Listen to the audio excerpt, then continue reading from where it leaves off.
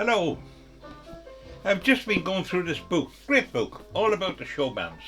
Tango to Twist by Francis K. Burney. Great band, great book. What I like about this book is it goes all the way back to the 1950s. Now the 1950s is my era. I was born in 1936, and some of the music in the background here was the music that was around when I was growing up. And when I was age 16 in 1952, I got a job in a dance band, playing the drums. I had been a drummer in the Cayley band, but this was my first venture into a dance band. And the dance band belonged to my uncle. And I used to have to cycle out to my uncle, he lived with Granny, out to my granny's on a Sunday night, park my bicycle and go off with him to play in some country hall. And come back maybe 1 or 2 in the morning, get on my bike, go back to Cavan town where I came from, and go to the technical school the next morning and try and keep awake. But I enjoyed it. It was great. It was a great way of cutting your teeth in the dance band world. You didn't go in at the top, you were in right bang at the bottom. And some of the old halls we played in, I mean, were only galvanised sheds, really. They had galvanised roofs and holes in the roofs, and when it rained you'd hear the rain on the roof, and also you had leaks, and when the leak was bad they'd put a bucket right under the leak and put chairs around the bucket to stop people tripping over the bucket. As for toilets, they didn't exist. If you wanted to go, you went out to a ditch outside in the pitch black. Women and everybody went out there, and it was no use complaining about there being no toilet paper in the toilet. There was no toilet. So it was all part of the scene at the time. Tilly lamps was the method of lighting some of those old halls, because this was a time when rural Ireland, the electrification scheme had not got to many parts of rural Ireland. Many of the places were in darkness, so they had Tilly lamps, and our amplifier would be run from the battery of a car. So it was only a 12-volt battery, 12-volt amplifier, one big mic, and 2 little speakers. Very primitive. And these were, we would have been known as a pickup band, because we picked up the guy, the singer, the crooner, and he wasn't the same guy we had last week, because the guy we had last week was playing with another band that night, so we'd have to pick up another guy. And it was the same with other musicians. We had about 2 or 3 permanent musicians, and all the rest were called in for the gig, for the dance. So then as we went into the 50s and into the mid-50s, rock and roll became the thing. This was Bill Haley was there, banging them out every day on radio, and all the young people of my age group were rock and roll crazy, of course. And the old dance bands were topping on the edge, and then along came bands like the Clipper Carlton, and they stood up on stage, put away the music sheets, put away the music stands, and stood up and performed a show, put on a show for the people in the hall. And they used to crowd around the stage. The dancing was virtually finished. You'd have people dancing all right, but they crowd around to see them perform a show. Great musicians. And that's when the rot really set in, because bands started to copy them. Now, we were in a band where the only time we stood up was when we were doing a Latin American tune, like rumba or a samba or something like that. And we'd stand up, they'd put sombreros on and maracas and pretend to be Latin American, like Armando Ross or somebody like that. And that was our standing up, that was our show. Yes. The drums I was playing at the time were from the 1920s. Big, boomy drums. And they had what we call temple blocks on the top that used to go buck, buck, buck, buck, buck. And I asked the guy, my uncle, what do I do with them? He said, beat the hell out of them if we play a tune with a horse, about a horse, like Old Faithful. We ride the reins together. When you hear a sound like that, beat the hell out of them. The clippity clop sound, that's what we want. Oh, so hilarious now when I think of it. However, I went into a better band and then a better band still, and as I said, people were going to the bands that were putting on shows, like the show bands were creeping in, and the bands I was with, musicians were going into these show bands, and the older musicians were calling it a day and hanging up their instruments. And I went to England then in the mid-50s with the intention of carrying on as a drummer in some of the Irish dance halls in London, or even get myself a job as a drummer with a big band, big British band, something along the lines of Joe Loss or Ted Heath or Ken McIntosh, something like that. Big ambitions. However, it was not to be. It's just as well, really. My father advised me to try and get a job with a pension, and I applied for a couple of jobs, and I applied for the fire brigade, and I got a job.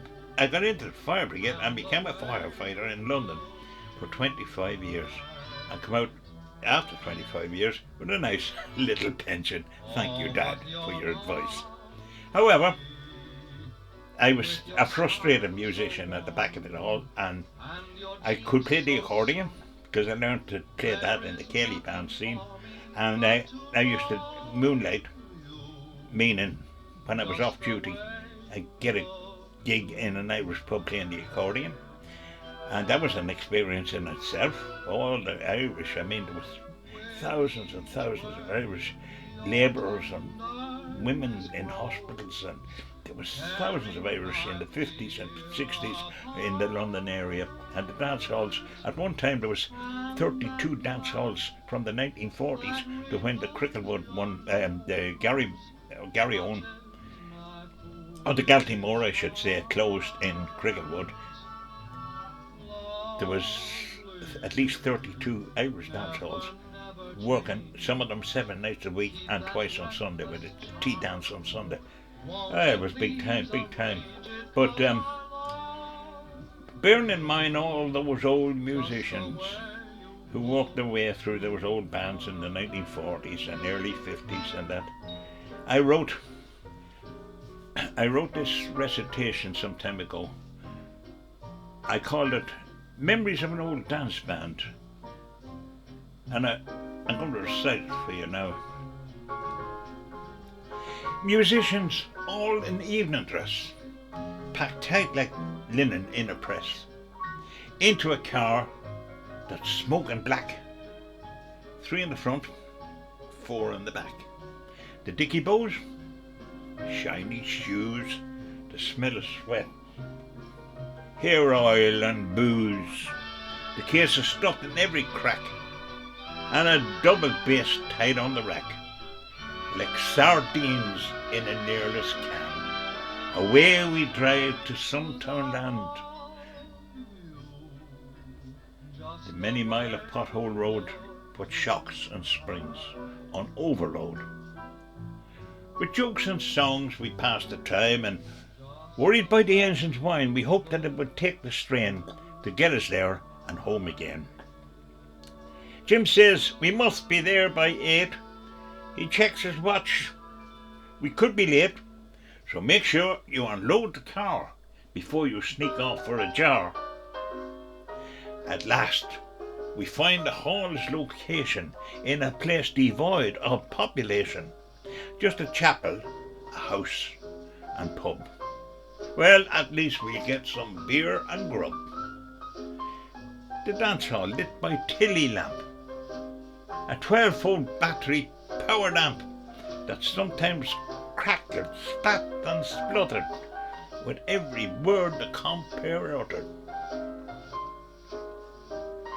A mud-encrusted entrance door leads us to a dance hall floor where groups of men with fags in hand eye the girls and watch the band assembling instruments on a stage where lack of space can lead to rage, and curses from musician tongues berate the drummer and his drums.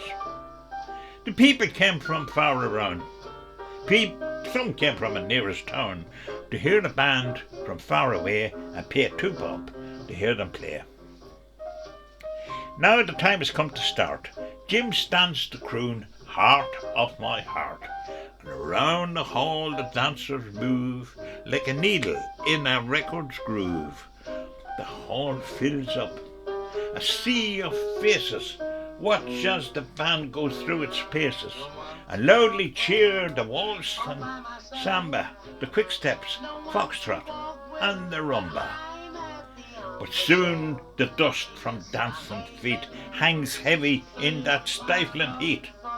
Enveloped by its hazy cloak, musicians start to cough and choke. We might watch the moths fly round each lamp and smell the stale perfume and damp, as moisture down the walls did flow and sparkled in that lamplight's glow.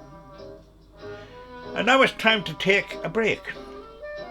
The stout arrives up in a crate. No cup, no glass, no corkscrew. The drummer's stick will have to do. With one good push, the cork goes down. A squirt of foaming liquid brown rises high, at least 2 feet, and ruins a 4-page music sheet. Refreshed, we start to play once more. The dancers surge around the floor, but very soon the time has come to say good night and send them home. And now the last dance, if you please. The crowd thinned out as couples leave. We play a waltz, and then we thank them and ask respect for the national anthem. With sweaty clothes and dripping faces, we tidy up and load the cases. And when the loading was complete, we all sat down to try and eat that never-changing dance band supper. Tomatoes, ham, tea, bread and butter. Then, having checked the car and load, we bade farewell and hit the road. The journey home is through the rain. The conversation starts to wane. Soon from the back seats, not a peep, as everyone nods off to sleep. The driver fights to stay awake. We talk and watch the grey dawn break. I clutch 10 shillings in my hand, my wages from that old dance band. And there it is. So it's good night, God bless, and safe home.